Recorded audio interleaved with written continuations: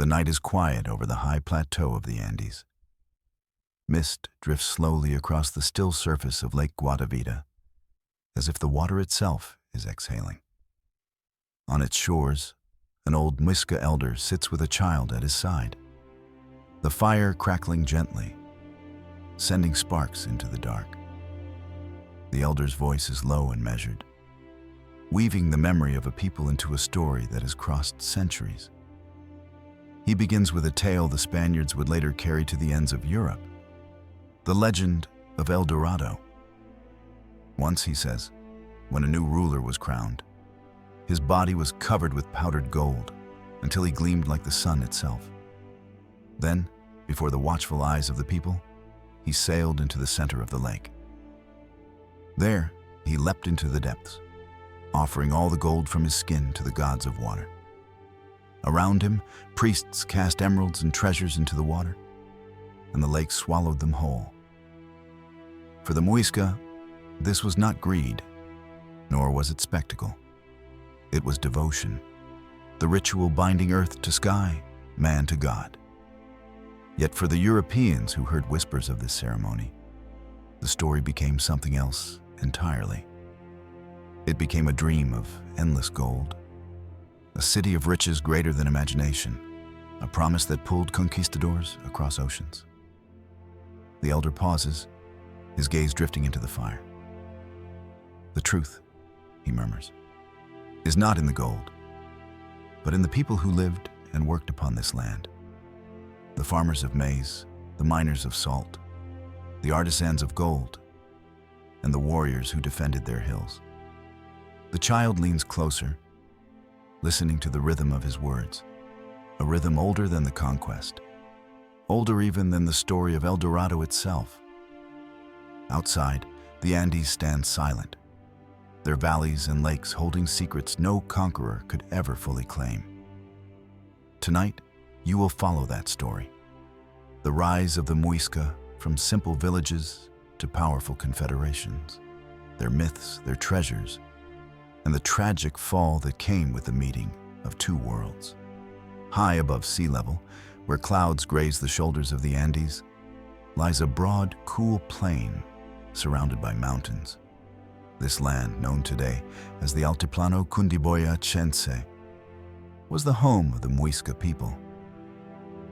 Unlike the burning deserts of Mexico or the jungles of the Amazon, the Muisca lived in a place of eternal spring. The days were bright but mild, the nights cool and full of stars. Here, in valleys nourished by rivers and dotted with deep blue lakes, a civilization quietly flourished. The plateau was not an empty wilderness. Its soil, dark and fertile, responded eagerly to the careful hands of the Muisca farmers. They planted maize, beans, potatoes, quinoa, and coca leaves. Terraces carved into the slopes and irrigation channels guided water from the lakes to their fields. In the morning mist, one could see rows of stalks bending gently in the breeze, like green waves across the plain. The people tended their crops with patience, for in this thin mountain air, every harvest was a blessing. Their villages were simple but orderly. Round houses of wood and clay, topped with thatched roofs, clustered around central plazas. Smoke rose from hearths, carrying the scent of roasted maize. Children played at the edges of the fields, while elders gathered to recount myths of gods and heroes. Dogs barked, llamas and guinea pigs squeaked in their pens, and the sound of flutes drifted from the hands of young musicians. Life here was modest, yet it was full. The Muisca were not a people of towering pyramids or vast stone cities. They built no Machu Picchu, no Tenochtitlan. Instead, their greatness lay in the balance they found with their land. The plateau itself was their fortress, a wide, elevated stage that both sheltered and sustained them. From its lakes they drew water and fish, from its forests wood and game, from its fields sustenance. Above all, the altitude gave them distance, a natural wall against invaders. Yet the land was not only generous, it was sacred. To the Muisca, the shimmering lakes were more than water. They were doorways to the divine. Each body of water, each mountain peak, each cave carried the breath of gods and ancestors. Farmers offered coca leaves at the edge of the fields before planting. Hunters whispered prayers to the hills before setting out. Even the wind that swept across the plateau was thought to carry messages from the spirits. From this high country emerged two great centers of power, the Zipa of Bogota and the Zaque of Hunza. But in these early days, before titles and thrones, there were only scattered chiefdoms, each tied to its own valley and lake. A cacique, chief, led each settlement, ruling not by fear but by the respect earned through wisdom and the ability to guide his people through the cycles of rain and sun. Over time, as harvests grew and trade expanded, these villages knit themselves together into broader alliances. The plateau shaped not only their economy, but their character. The thin air taught resilience, the cold mornings taught endurance, and the long distances between valleys taught patience. To survive here meant to respect nature's rhythm, neither rushing nor resisting, but moving in harmony with the land. It was perhaps this quiet resilience that would later confuse the conquistadors. When the Spaniards looked upon the Muisca, they saw no great empire, no armies lined in stone fortresses. They underestimated the strength of a people whose roots were not in stone walls, but in soil, water, and memory. At night, when the fires burned low, the people of the plateau looked to the skies. The Milky Way stretched like a river of light above their villages, and elders taught the young to read its signs. Stars told them when to plant and when to harvest. Constellations reminded them of gods, animals, and ancestors. To them, the heavens were not distant, but close, woven into their daily life. This was the world of the Muisca before conquest.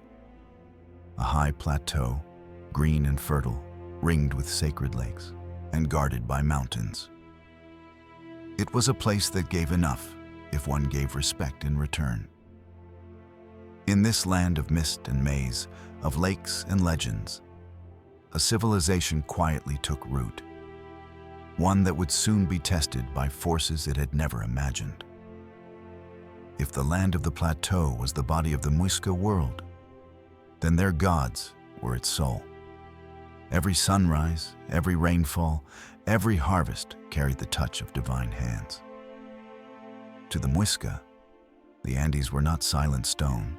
They were alive, filled with spirits that spoke through wind, water, and sky. And at the heart of their faith stood stories, myths woven like golden threads, binding the people to their gods. They told of Bochica, the great civilizer. With his long white beard and staff, Bochica came to the high plateau to teach the people how to live. He gave them laws, showed them how to farm the soil, and taught them to worship the sun and the moon.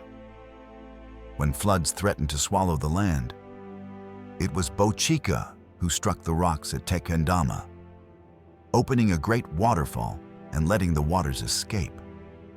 To the Muisca, every time they saw the roaring cascade, they remembered the god who saved their world. If Bochica was the wise teacher, then Chia, the moon goddess, was the restless heart.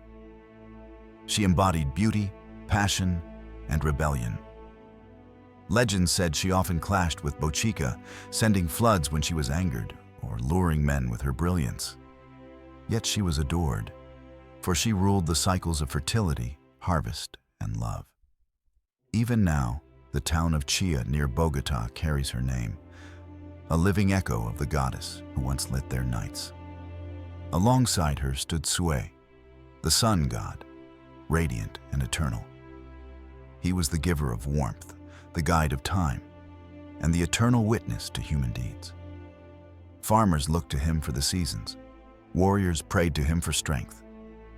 To the Muisca, the dance of sway and chia, the eternal embrace of sun and moon, was the rhythm of life itself. But perhaps the most enchanting of all their sacred places were the lakes. Smooth, dark, and mysterious, these waters were believed to be portals to the spirit world. Each lake had its own myth, its own deity watching over it. None was more famous than Lake Guatavita. Here the coronation ritual of the new Zipa took place.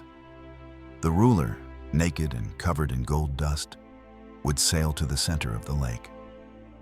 At the climax, he plunged into the depths, washing away the gold as an offering to the gods. Priests cast emeralds, jewels, and golden figurines into the water, their treasures vanishing beneath the rippling surface. To the Muisca, this was not extravagance. It was balance. Gold was sacred not for its material worth, but for its reflection of the sun's light.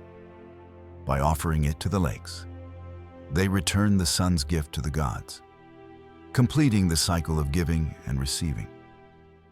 The Spaniards, when they heard whispers of this ritual, transformed it into something else. To them, it became the legend of El Dorado, the gilded man, or even a city of gold.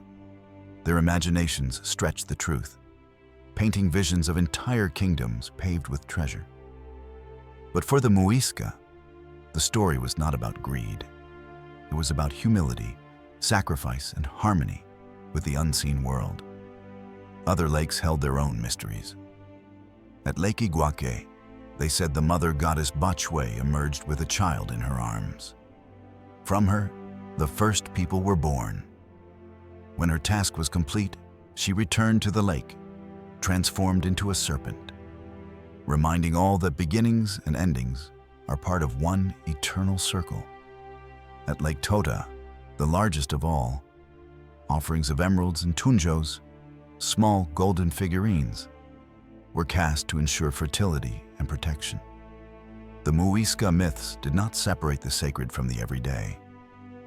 Gods were not distant beings locked in heavens above.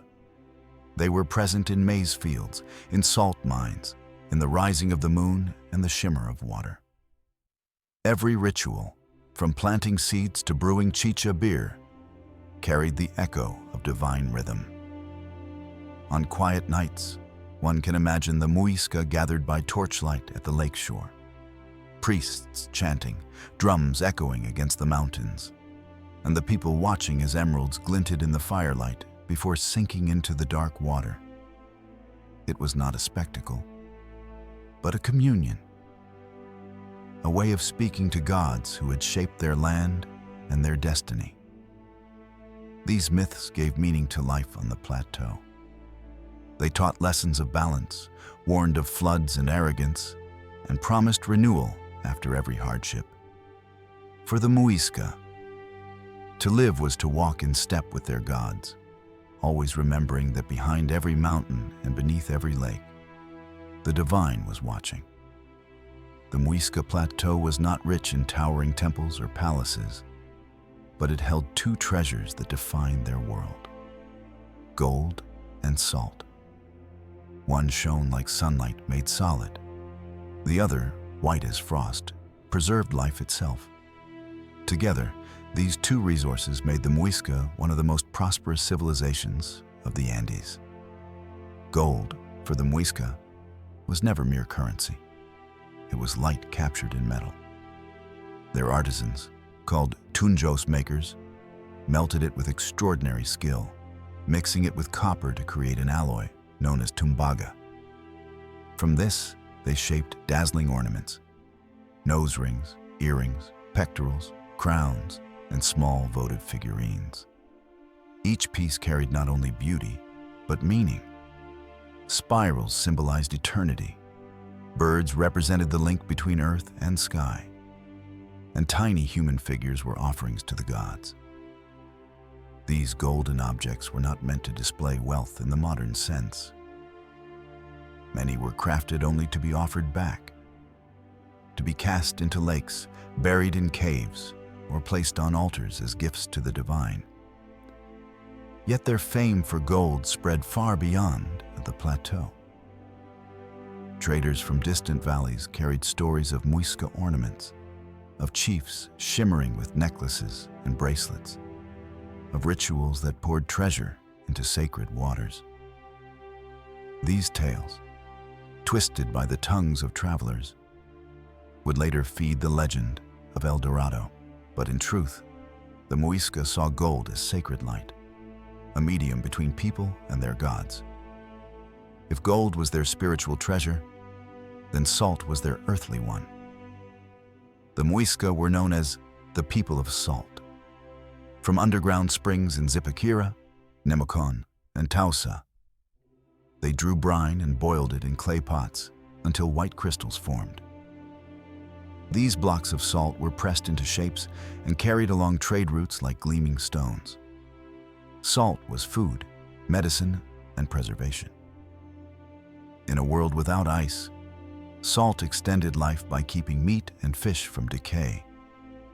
The salt trade made the Muisca influential far beyond their valleys.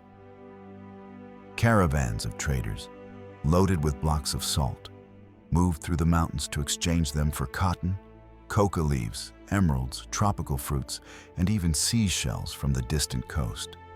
Along these routes, emeralds from Muzo found their way into Muisca ornaments, while feathers from the lowlands adorned their headdresses. The plateau, though high and isolated, was connected to a vibrant web of exchange stretching across northern South America. Markets thrived in Muisca villages. Picture a great plaza filled with stalls. Women selling woven cloth dyed in deep reds and browns, men displaying gold ornaments that gleamed in the sun, farmers offering maize, beans, and potatoes in baskets, traders laying out emeralds, seashells, and salt blocks. The air filled with the smell of roasted maize cakes and chicha beer bubbling in clay jars. The marketplace was more than economy.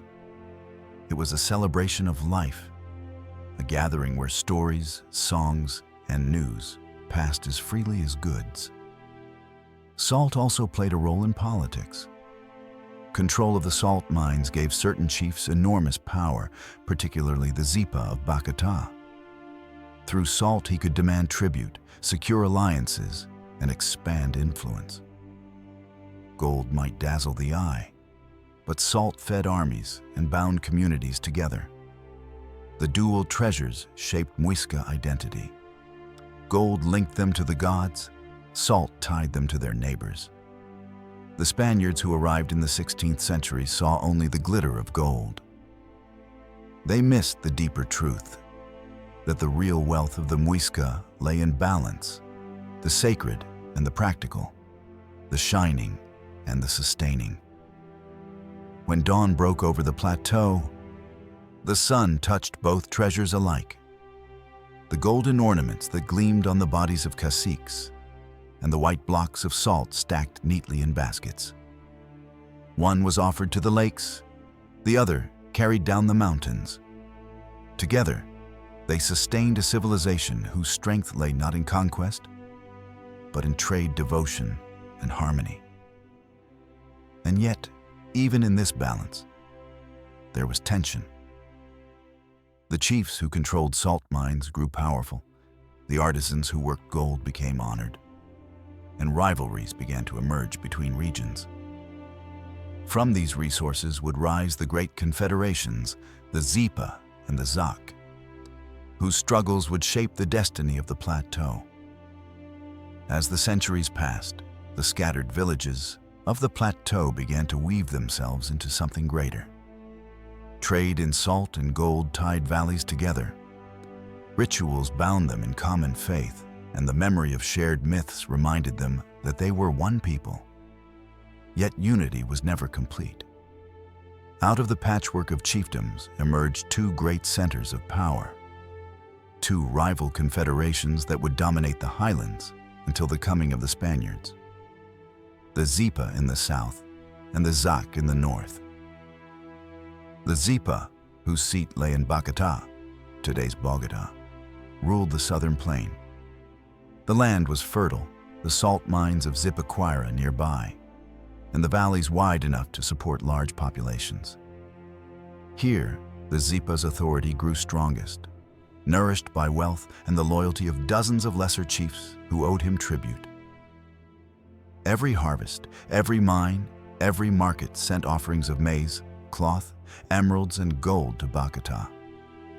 In return, the Zipa offered protection, justice, and the weight of his prestige. In the north, at Hunza, modern Tunja, ruled the Zaque. Though his territory was less fertile, it was older and deeply respected. The Zaque claimed descent from Bochica himself, the bringer of law and order, and his authority carried a religious weight. While the Zipa ruled with wealth and salt, the Zaque ruled with tradition and sanctity. His people were known for their devotion to the gods and for their strict adherence to ritual law.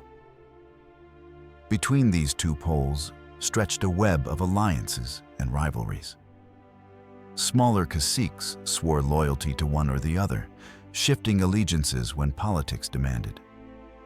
Some valleys paid tribute to both, hedging their survival between competing powers. Yet always, the balance was fragile, for both Zipa and Zaque claimed to be the rightful protector of the Muisca. The rivalry was not open war on the scale of empires like the Inca. Rather, it was a constant tension. Raids across borders, struggles for control of trade routes, contests over sacred lakes where offerings were made. Warriors painted their faces, armed with spears and clubs, marched under banners of woven cloth. Battles were fierce but brief, fought more to assert dominance than to destroy. Still, blood was spilled, and memory of loss hardened the rivalry year after year. The Zipa's court in Bogota was said to be rich with golden ornaments, emerald-studded necklaces, and feathered capes. His ceremonies dazzled the eyes, especially the famous coronation at Lake Guatavita. In contrast, the Zaque's court at Hunza was solemn, steeped in the authority of ancient lineage. Priests intoned chants to Bochica.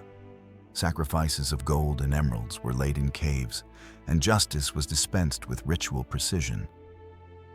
To outsiders, it may have seemed one nation, but within, the Muisca were two hearts beating in uneasy rhythm. This duality shaped every aspect of Muisca life. Traders traveling north carried salt and gold to Hunza, while others brought emeralds south to Bogota.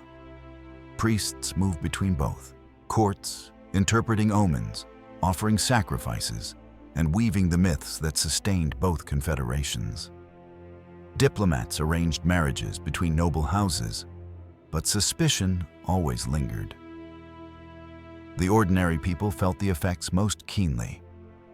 Farmers in border valleys might see rival warriors clash near their fields, their harvests taken as tribute by one confederation, then demanded again by the other. Still, life endured. The maize was planted, the salt boiled, the chicha brewed. Beneath the weight of politics, the pulse of daily life carried on. Yet the rivalry also gave the Muisca resilience. Competition pushed them to refine their rituals, strengthen their armies, and expand their trade. Neither the Zipa nor the Zaque could afford to grow weak, for the other would seize advantage. This fragile balance kept the plateau vibrant, though always restless. When the first Spaniards climbed the eastern slopes of the Andes in 1537, they found not a scattered people, but two powerful confederations locked in rivalry. The Zipa's warriors stood ready to defend their salt and gold. The Zaque's priests prayed for divine favor, and both believed their confederation would endure. Neither could imagine how swiftly the balance would collapse once muskets, horses, and steel entered their world.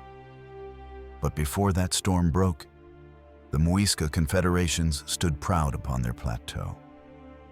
Two realms, two rulers, bound by salt, gold, and the echoes of their gods.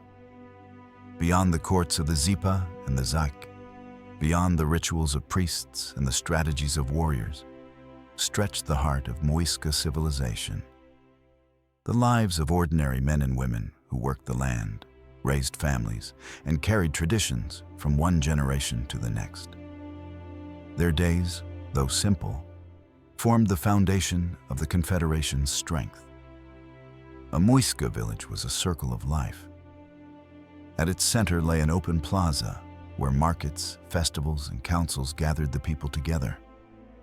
Around it stood houses built of wood and clay, round in shape, with walls woven from sticks and daubed with mud. The roofs were thick thatch, sloping down to keep out rain and wind. Inside, fire pits glowed, filling the air with the smell of roasted maize and steaming chicha beer. Families slept on mats of reed, wrapped in blankets of woven cotton. At dawn, the village stirred. Farmers stepped into the fields, hoes and digging sticks in hand. Women carried baskets of seeds, while children chased after, laughing in the morning mist. Maize was the lifeblood of their diet, planted in neat rows, its golden kernels destined to become bread, soup, and beer. Alongside it grew beans, potatoes, quinoa, pumpkins, and coca leaves. Farmers learned to read the soil and skies, knowing when to plant by the stars, when to harvest by the cycle of the moon. Women's roles were central, shaping both household and community. They wove cotton into garments dyed in earthy reds and browns, embroidered with patterns that told stories of lineage and land. They brewed chicha beer, thick and strong, to be shared at markets and festivals. They tended children, taught songs, and carried wisdom from mothers to daughters. Men hunted deer, tapirs, and small animals in the forests, or fished the lakes and rivers. Together, they shared the rhythm of labor and rest, anchored by the cycle of planting and harvest. Jewelry adorned many, even among common folk. Simple earrings of gold or beads of clay and stone glinted in the sunlight. Chiefs and nobles wore far more elaborate ornaments: pectoral plates of tumbaga, emerald-studded collars, and feathered headdresses glowing in green, yellow, and crimson. To the Muisca, beauty was not vanity, but harmony. Gold, feathers, and woven cloth symbolized the order of the world, worn proudly during ceremonies and dances. The people loved music. Flutes of bone, drums of wood, and rattles of shells filled the air during festivals. Dancers painted their bodies and moved in circles, imitating the rhythms of sun and moon. Songs told of gods, ancestors, and the cycles of nature. Even in daily work, songs were sung to ease the burden of farming, to lull children to sleep, to mark the turning of seasons. Markets were lively, perhaps the most colorful part of Muisca life.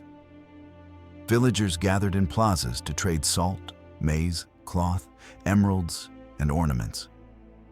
Barter was common, though salt blocks and cotton cloth often served as units of exchange.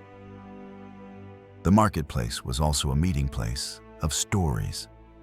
Travelers brought news of distant valleys, of raids between confederations, of omens read in the stars. At market, laughter and gossip flowed as freely as chicha. Festivals punctuated the year, marking harvests, coronations, and sacred rituals. At Lake Guatavita, the people assembled to watch the Zipa's golden plunge. At villages, offerings of coca, food, and gold were laid before carved idols. Dancers whirled, priests chanted, drums echoed against the mountains. These festivals were not distractions, but reaffirmations of order, the assurance that God still favored the people, that harvests would return, that life was in balance. Children grew up surrounded by these rhythms. From their earliest days, They learned respect for elders, reverence for the gods, and skill in farming or weaving. Boys were taught to hunt and fight, to carry spears and shields. Girls learned to weave, to tend crops, and to keep ritual traditions alive. By the time they reached adulthood, every youth knew his or her role, woven seamlessly into the fabric of the community. The Muisca worldview was humble, yet profound. They did not build massive temples to command the heavens. Instead, they built lives attuned to the land. Their gods lived in lakes and skies, their wealth in salt and gold, their strength in community. Though small in scale compared to empires like the Inca, the Muisca carried a richness of life that made their plateau vibrant and enduring. For centuries, this way of life endured almost unchanged. Each dawn saw farmers step into the fields, each night saw flutes rise toward the stars. It was a world of balance, until the day when strangers appeared, wearing steel, riding beasts the Muisca had never seen. But before that fateful encounter, the people of the plateau lived fully within their world. Farmers, artisans, traders, dancers, and storytellers, all bound together by the quiet pulse of the Andes. Though the Muisca were a people of farmers, artisans, and traders, they also knew the language of war. On the high plateau, conflict was never far away. The rivalry between Zipa and Zaque, the demands of tribute, and the defense of salt mines and sacred lakes all required warriors who could fight with courage and skill. These men did not march in endless legions, but they carried the pride of their confederations on their painted faces and in the weight of their spears. A Muisca warrior was not born, but made. From youth, boys were trained to harden their bodies against the cold and hunger. They ran across the thin air of the plateau, climbed steep hills with loads on their backs, and learned to wield weapons of wood, stone, and copper. A boy's first hunt, his first strike against a deer or tapir, was celebrated as a step toward manhood, for the same skills would serve him in battle. Their weapons were simple but effective. Long spears tipped with hardened wood or stone heads, bows carved from mountain wood with arrows tipped in bone or obsidian, and heavy clubs for close combat. Some warriors carried shields of wood and reed, painted with patterns of power. In their wars, the Muisca relied not on armor of steel, but on agility, numbers, and knowledge of the land. Their bodies were painted with red and black designs, symbols of protection and intimidation. Before battle, they drank chicha and chewed coca leaves, entering a state of fierce focus, their chants rising like thunder across the valleys. The armies were not vast compared to those of the Inca or Aztecs, but they were disciplined. Warriors gathered under banners woven from cotton, dyed with bright colors. Each confederation could summon thousands of men when war called, though most were still farmers at heart. When conflict came, fields were left behind, and men took up spears to march under their chiefs. Battles were often fought over borders, resources, or prestige. Raids into rival territories sought to capture salt mines, emerald deposits, or sacred sites. Sometimes, the fighting was ritualized, a demonstration of strength meant to remind rivals of power. Other times, it was brutal, leaving villages burned and fields trampled. Victories brought tribute, spoils, and honor to chiefs. Defeats brought shame, but also lessons that hardened warriors for the next clash. The Zipa's warriors were famed for their numbers, swelling with men drawn from the fertile southern valleys and salt-producing towns. Their strength was in mass and pressure. The Zaque's warriors, though fewer, carried the weight of spiritual tradition, believing themselves guided by the favor of Bochica. When they clashed, The high plateau trembled under the sound of drums, shouts, and the pounding of feet.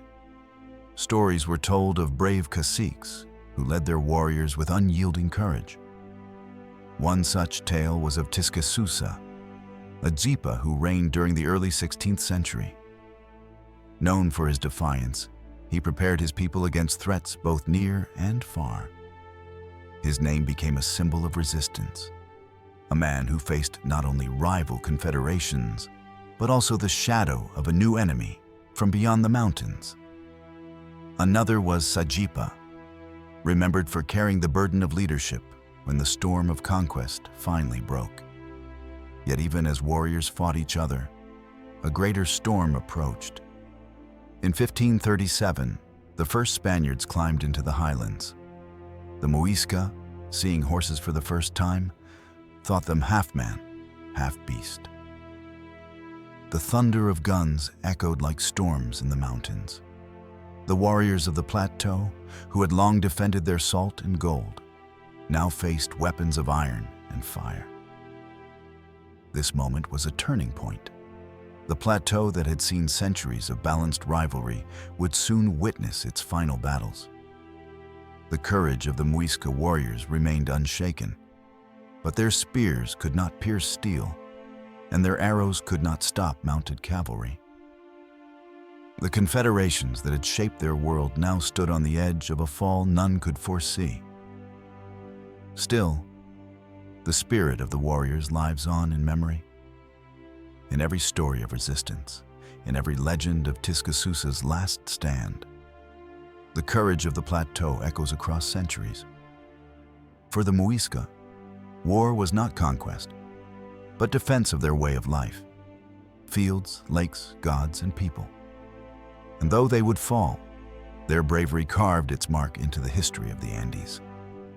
The year was 1537, when strangers first climbed into the Muisca Plateau. They came not from neighboring valleys, nor from rival confederations, but from a world across the sea. Their names were Gonzalo Jimenez de Quesada and his band of conquistadors, hardened by hunger, disease, and battles along the Magdalena River. For months, they had hacked through jungle and swamp, chasing rumors of a golden kingdom hidden in the mountains. When at last they emerged onto the high plains of Bogotá, they beheld fields of maize and salt mines that glittered like white stone. To them, it seemed they had reached the edge of legend itself. The Muisca watched them with wonder and unease. These men wore shining plates of metal that no spear could pierce, and they sat astride beasts the Muisca had never seen. Horses, creatures that seemed half man, half animal, their hooves pounding like thunder. Their weapons spat fire and smoke, and their language was a rapid stream of strange sounds. Yet beneath the shock of their appearance, the Muisca saw men, hungry and weary, not gods. At first, encounters were cautious. Messengers carried news. Across the plateau, the strangers had come, bearing iron and fire. Some chiefs sent gifts of food and cotton cloth, hoping to appease these newcomers. Others armed their warriors, uncertain whether they faced traitors, spirits, or invaders. The Spaniards, in turn, offered glass beads and trinkets, objects of little worth in Europe, but dazzling novelties on the plateau. But their true desire was clear. They hungered for gold. The conquistadors had heard tales of a ritual at a sacred lake where a king was covered in powdered gold. They imagined not a ceremony of devotion, but a kingdom overflowing with treasure. Every golden ornament they saw, a nose ring, a pendant, a Tunjo figurine, was to them a clue pointing toward El Dorado. They could not understand that much of this gold was destined for the gods, not for human greed.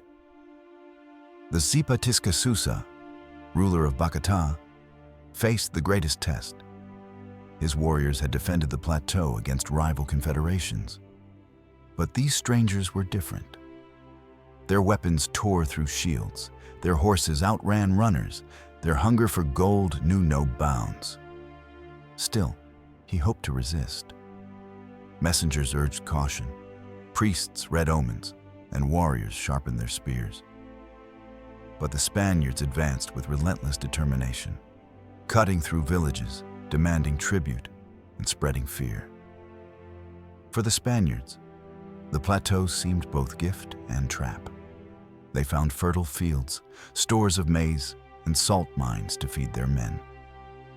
Yet they also found a people unwilling to bow. The Muisca fought in skirmishes, harassing them in valleys and ambushing them in forests.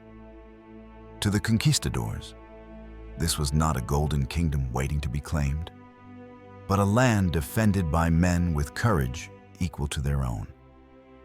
In the markets and villages, confusion reigned.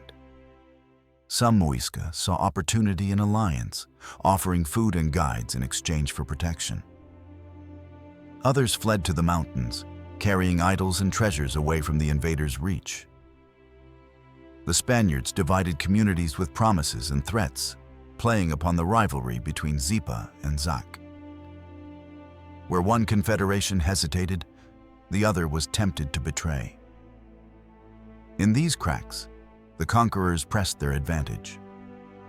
When the Spaniards finally entered Bogotá, the city of the Zipa, they found no golden palace, no streets paved in treasure. Instead, they found wooden houses, salt mines, and ornaments of gold worn by nobles. Disappointed yet still hungry, they stripped the land of every ornament they could find. Gold, which had been sacred offering, became melted coin in Spanish hands. For the Muisca, the arrival of the conquistadors was both bewildering and devastating. Their gods had not prepared them for men who sought not harmony, but domination. Their warriors had never faced iron or gunpowder. Their confederations, strong against each other, were weak when divided against outsiders. And yet, even in these first encounters, they resisted. They refused to surrender quietly, their courage rising like the mountains around them. In the stillness of the plateau, the first clashes between two worlds had begun. The Spaniards, driven by greed and legend, believed they had found El Dorado. The Muisca, bound by ritual and memory, faced a test that no myth had ever foretold. The high plateau, once alive with the steady rhythm of planting, trading, and ritual, began to tremble under the weight of conquest. What the Muisca had never imagined soon unfolded before their eyes. The unraveling of their confederations, the collapse of their way of life, and the silence of their sacred lakes. The Zipa Tiscasusa was among the first to face the storm. Determined to defend Bogotá, he gathered his warriors to resist the Spaniards. But resistance against muskets and cavalry was a desperate struggle. Spears shattered against iron breastplates, arrows fell short of piercing shields. Spanish horses, swift and powerful, broke through Muisca ranks with terrifying ease. Battles that once measured strength between confederations now became massacres. Tiscasusa himself fell, struck down in 1537. His body was hidden by his followers, so much so that the Spaniards never found him. But his death signaled the breaking of Muisca power in the south. In the north, the Zaque of Hunza fared no better. Noble, cautious, and deeply tied to tradition, he too tried to resist. But the Spaniards pressed harder. With each village captured, they demanded tribute: gold ornaments, emeralds, salt. The Zaque, weary of both Spaniards and the endless rivalry with Bogotá, eventually surrendered. His submission stripped the Northern Confederation of its pride, leaving the plateau divided and weakened. The Spaniards moved swiftly to exploit the cracks. They played one side against the other, rewarding those who betrayed their rivals, punishing those who resisted. Chiefs who once commanded loyalty now bowed to foreign authority. their people scattered or enslaved. The Spaniards seized salt mines and emerald deposits, transforming them from sacred wealth into commodities for distant markets. Gold figurines once cast into lakes for the gods were dragged out and melted into coins for empire. The coronation ritual at Lake Guatavita, once the soul of Muisca devotion, was silenced. No more did a Zipa cover himself in golden dust to leap into the sacred waters. Instead, Spaniards tore at the lake's edges, digging channels in vain attempts to drain it and seize the treasures within. What had been holy became desecrated, the gods themselves insulted by greed. The fall of the confederations was not only military, but spiritual. Priests who had once chanted to Bochica and Chia now stood powerless before crosses carried by friars. Temples were torn down, idols smashed, sacred caves looted. The people, bewildered, struggled to hold to their traditions, even as new prayers were forced upon them. Many whispered the old myths in secret, clinging to the memory of gods who had once walked the plateau. Yet not all was surrender. Resistance smoldered in valleys and forests. Warriors struck at Spanish patrols, villagers hid idols in caves, and chiefs who had not been captured tried to rally their people. But each spark of defiance was stamped out with steel and fire. Over time, the struggle drained away, leaving only fragments of what had once been a proud confederation. By 1540, within only 3 years of the Spaniards' arrival, the great Muisca duality, Zipa and Zaque, Bogotá and Hunza, was no more. Their rulers dead or captive, their armies shattered, their treasures seized. The confederations that had endured for centuries dissolved into memory. And yet, beneath the silence of conquest, the people endured. Farmers still planted maize in the dark soil. Women still wove cotton and brewed chicha. Children still learned the old songs whispered by their elders. Though the confederations had fallen, the spirit of the Muisca survived in the daily lives of those who refused to forget who they were. For the Spaniards, the fall of the Muisca was another conquest, another victory in their march across the Americas. But for the plateau, it was the end of an age. The lakes no longer received offerings of gold. The markets no longer echoed with laughter, free of foreign demand. What remained was loss, and a legend that would live far longer than the confederations themselves. The dream of El Dorado, born from devotion, twisted into greed, and pursued across centuries. When the Spaniards first reached the Muisca Plateau, they did not see maize fields or salt caravans, nor the careful balance of confederations. They saw only gold. In every necklace, every ornament, every Tunjo figurine offered to the gods, they imagined a kingdom paved with treasure. And from these misinterpretations, a legend was born: El Dorado, the Gilded Man, and eventually, a Golden City. The seed of the story lay in a real ritual. At Lake Guatavita, the Zipa would cover himself in powdered gold and plunge into the sacred waters, offering himself and his treasure to the gods. Around him, priests cast emeralds and golden tunjos into the depths. To the Muisca, this was devotion, an act of humility before divine forces. But to the Spaniards, who measured wealth by the weight of coin, it became something else, a promise of unimaginable riches. Soon the story grew in the telling. What began as the tale of a man gilded in gold became a city of gold, then a kingdom, then an empire hidden in the forests and mountains of South America. El Dorado, whispered from soldier to soldier, from friar to courtier, took on a life of its own. The Spaniards, disappointed at finding no golden palaces in Bogotá or Hunza, convinced themselves that the true El Dorado must lie elsewhere, always just beyond reach.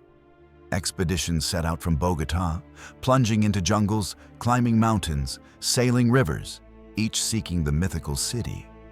Gonzalo Jiménez de Quesada himself believed greater riches lay hidden. Others followed: Sebastián de Belalcázar from Quito, Nicolaus Federmann from Venezuela. Their paths crossed in the highlands, each convinced they were chasing the shadow of El Dorado. But the greatest and most tragic quest belonged to Gonzalo Pizarro and Francisco de Orellana, who in 1541 led hundreds into the Amazon rainforest in search of the Golden Kingdom. Hunger, disease, and endless rivers consumed them. Only a fraction survived, stumbling out half dead. Instead of gold, they found only suffering. Yet the legend endured, stronger than fact. Even the German adventurer Philip von Hutten and later English explorers like Sir Walter Raleigh hunted El Dorado. Raleigh, dazzled by rumors, wrote of a golden empire along the Orinoco River, inflaming Europe's imagination further. For centuries, explorers died chasing a dream that never existed. The tragedy lay not only in the wasted lives, but in the distortion of truth. For the Muisca, gold had never been wealth for wealth's sake. It was a sacred offering, a symbol of the sun's radiance, returned to the gods in gratitude. The Spaniards, blind to this, turned devotion into fantasy. In their greed, they tore at Lake Guatavita itself, cutting channels to drain its waters, hoping to seize the treasures at its bottom. They recovered only fragments: tunjos, ornaments, scattered jewels, but never the mythical fortune they expected. The lake, wounded, remained, but its sanctity was forever scarred. And so El Dorado lived on, not in reality, but in imagination. For Europe, it became a metaphor for impossible wealth, a dream forever pursued but never attained. For the Muisca, it became a story of loss, their ritual misunderstood, their devotion turned into an excuse for conquest. Yet there is a quiet irony. Though no golden city was ever found, the Muisca themselves became immortal in memory because of the legend. Their name is forever tied to El Dorado, their lakes remembered not for maize fields or salt caravans, but for a myth that shaped centuries of exploration. To sit by Lake Guatavita today is to feel both wonder and sorrow. The water still reflects the sky, still shimmers with mystery, but its silence carries the weight of centuries. Beneath its surface lie offerings of a people who gave gold not for greed, but for reverence. The true El Dorado was never a city of treasure. It was a ritual, a belief, a bond between humans and gods. In the end, the myth outlived the reality. For the Spaniards, El Dorado was a phantom. For the Muisca, it was truth transformed into legend. And for us, it is a reminder of how easily devotion can be mistaken for wealth, and how myths, once born, can shape the destiny of nations. Centuries have passed since the Spaniards marched across the plateau, but the Muisca have never fully disappeared. Though their confederations fell, though their rituals were silenced, their memory still lives, woven into the land, carried in the words of elders, and preserved in the very heart of Colombia. Walk through Bogotá today, and you will still hear the echoes. The very name of the city, Bogotá, belonged once to the seat of the Zipa. Streets bustle where maize fields once stretched, and salt from Zipaquira, still mined, continues to sustain life as it did centuries ago. The sacred lakes remain, though quieter, their surfaces holding secrets no empire could erase. The Muisca left a treasure not measured in gold, but in culture. Their language, Muiscubun, survives in place names scattered across the plateau: Chia, Suba, Nemucon, Toca, Tunja. Each word is a whisper of their presence, a reminder that beneath the modern cities lies the memory of villages, rituals, and markets. efforts to revive the language continue as communities seek to keep alive the words that once sang across valleys. Their artistry, too, endures. In Bogotá's Museo del Oro, the Gold Museum, visitors can see the brilliance of Muisca craftsmanship. Tunjos, tiny votive figures of gold, rest behind glass, their simple forms radiating deep meaning. Pectorals, nose ornaments, and intricate jewelry gleam, no longer in sacred lakes, but preserved as national heritage. Among the most famous is the Golden Raft, a delicate piece depicting the ritual at Lake Guatavita. The Zipa on a raft, surrounded by priests, offering treasures to the waters. This small artifact carries within it the weight of a legend that once shook the world. The Muisca also left their mark in agriculture. Many of their crops, potatoes, maize, quinoa, remain staples in Colombian kitchens. Their knowledge of terraces and irrigation shaped the way people farmed the Andes for centuries. Even the brewing of chicha beer continues in parts of the plateau, linking the present to the laughter of markets long ago. But perhaps the most enduring legacy lies in their spirit of balance. The Muisca believed in harmony between humans and the divine, between land and sky. Gold was not greed, but offering. Salt was not mere trade, but lifeblood. Lakes and mountains were not resources to exploit, but sacred beings to honor. This worldview, fragile though it seemed before iron and fire, still resonates today as Colombia reflects on the relationship between people and nature. In recent years, Muisca descendants have begun to reclaim their identity. Small communities near Bogotá and Boyacá revive old traditions, festivals honoring the sun and moon, rituals at lakes, prayers whispered in Muiscubun. They teach their children the songs of ancestors, plant crops as their forebears did, and remind their neighbors that Colombia's story did not begin with conquest. It began with the people of salt and gold. The myth of El Dorado, though born of misunderstanding, continues to shine. Tourists visit Lake Guatavita to imagine the golden Zipa. Writers and filmmakers retell the legend, weaving it into tales of mystery and adventure. Yet within Colombia, many now seek to peel back the myth and see the truth. That the Muisca were not a kingdom of treasure, but a people of resilience, devotion, and quiet dignity. At sunset on the plateau, when the sky turns gold and the mountains glow with fading light, one can still imagine the Muisca standing at the lake shore, flutes echoing, emeralds flashing in firelight, voices chanting prayers to gods of sun and moon. Though their confederations fell, though their world was broken, their essence lingers in every ripple of water, every word of Muiscubun, every fragment of gold resting in museum light. The Muisca remind us that civilizations are not only measured by conquest or monuments, but by the stories they leave behind. Their story of lakes, gods, salt, and gold still whispers through Colombia, a testament that even when empires fall, memory endures.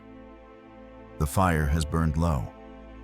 Only embers remain, glowing softly against the cool night air of the plateau.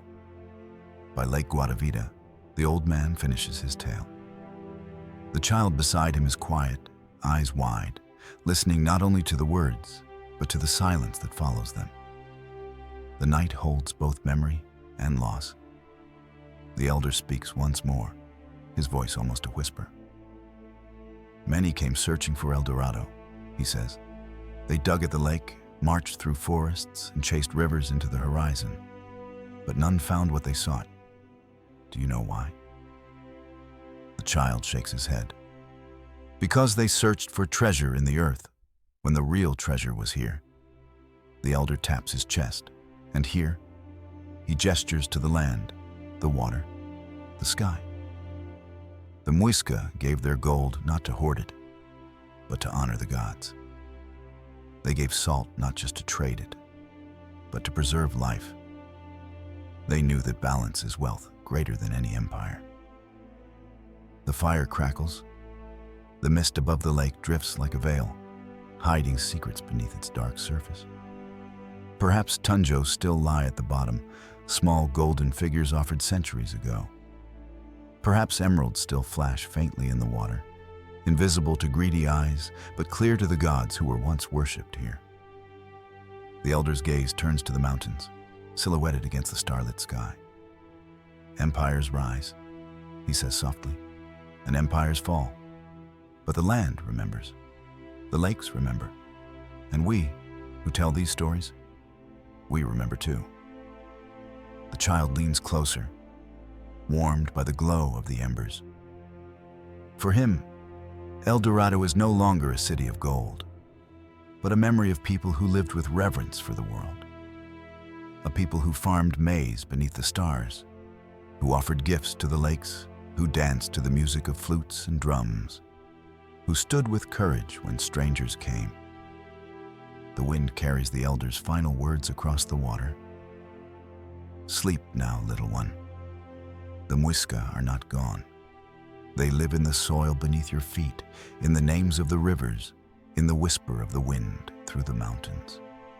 When you dream, dream of the high plateau, of the shining lakes, of the people of salt and gold. Dream of El Dorado, not as a place of treasure, but as a song of balance, forever echoing in the heart of Colombia. The fire dies to ash, the lake lies still, and the story, like the stars above, endures.